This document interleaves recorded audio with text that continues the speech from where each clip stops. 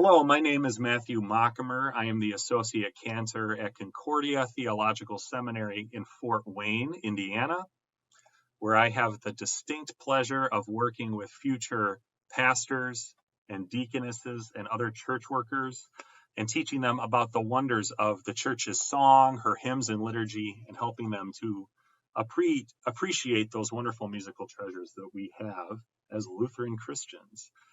And I'm here today to talk to you about my piece, When I Behold Jesus Christ, published by CPH in 2022. This piece is a hymn concertato for two treble instruments, optional cello, piano, optional congregation, and choir.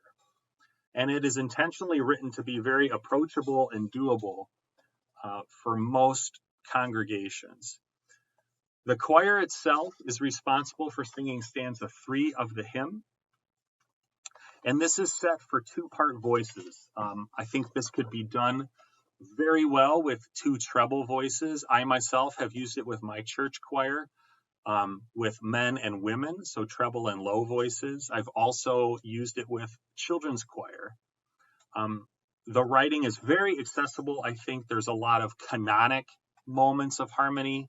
There are a few moments also where instead of moving in canon, the choir is moving in melody and counter melody.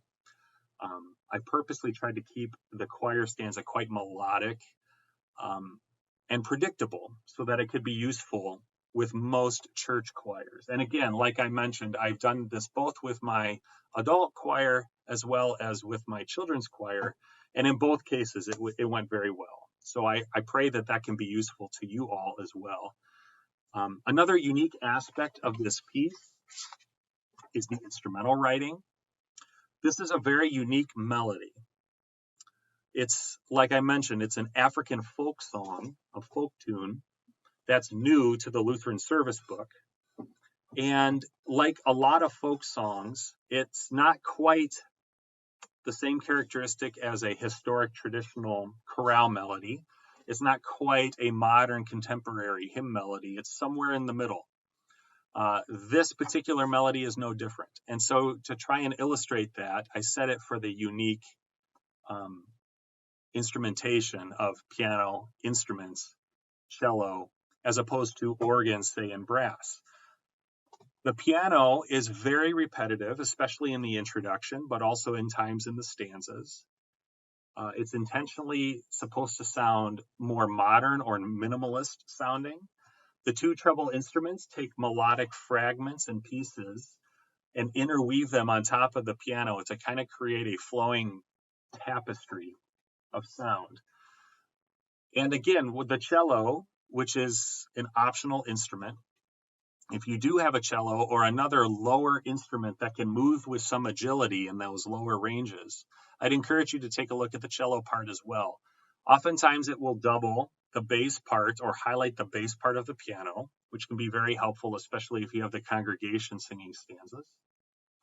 But it does have its own independent part in many cases and will mimic what the upper two instruments are doing, bringing out melodic fragments and kind of weaving into that overall tapestry of the piece.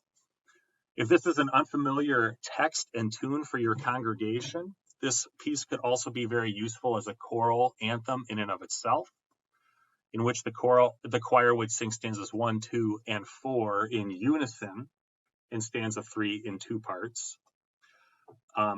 But again, also intended to be useful as a hymn concertato, with the congregation singing stanzas 1, 2, and 4, and the choir singing stanza 3. I pray this setting can be useful to you in your ministry to God's people through music. Thank you for your time, and God's blessings to you as you lead his people in song.